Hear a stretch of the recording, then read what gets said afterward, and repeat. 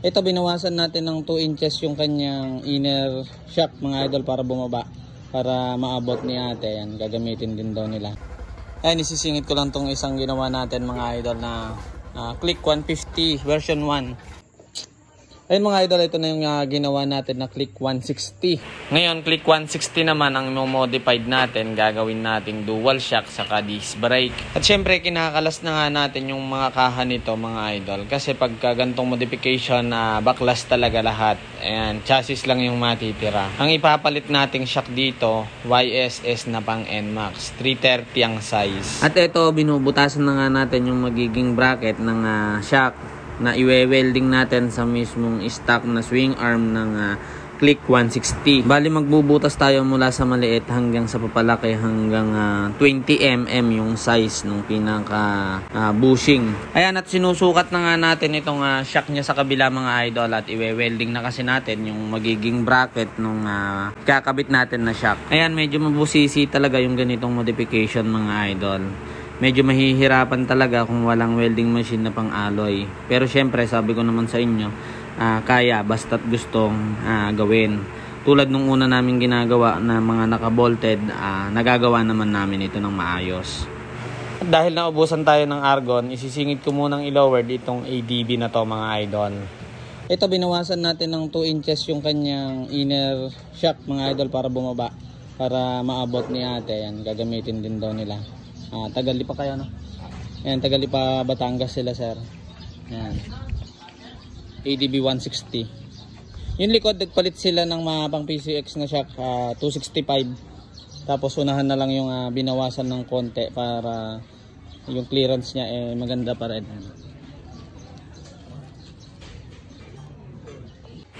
Ngayon, magpo-full weld na tayo ng mga kinabit natin ng mga bracket.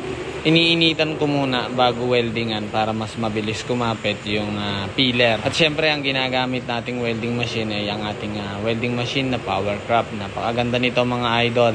Ayan, syempre, lubos ako nagpapasalamat sa lahat ng tunay na sumusuporta sa akin. Sana isuportahan nyo rin yung ating YouTube channel. Ayan, parehas lang yan ng pangalan mga idol.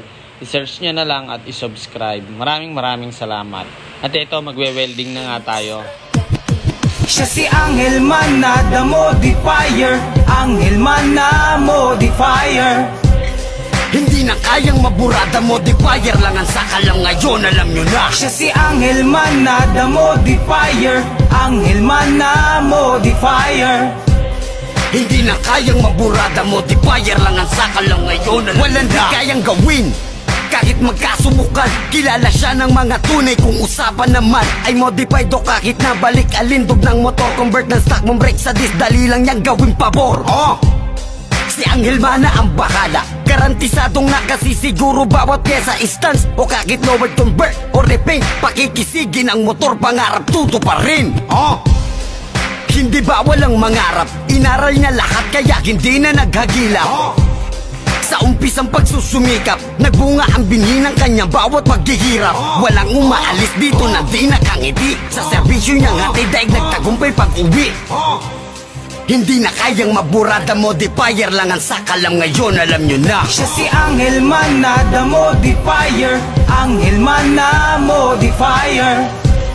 Hindi na kayang maburada, modifier lang ang sakalam ngayon, alam nyo na. Siya si Angel Man na the modifier. Angel Man na modifier. Hindi na kayang maburada, modifier lang ang sakalam ngayon, alam nyo na. The modifier, alam mo. Ayun mga idol, ito na yung ginawa natin na Click 160 na ginawa nating dual shock saka disc brake. Racing Boy yung ginamit na caliper mga idol. Ayan. Na-testing na din natin yun yung kain ng kanyang pad. Pure aluminum na yung gamit natin dito mga idol. Ito yung kanyang bracket ng disc brake. Tapos yun yung sa dual shock. Ayan.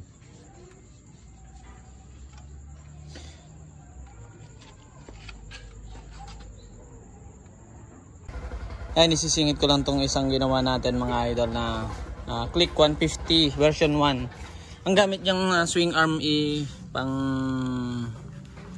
air blade, tapos version 1 kasi siya, kaya yung kanyang sa pipe halos sakto lang, sakto lang siya. Yung sa elbow lang mga idol, nagbago lang ng konti sa elbow.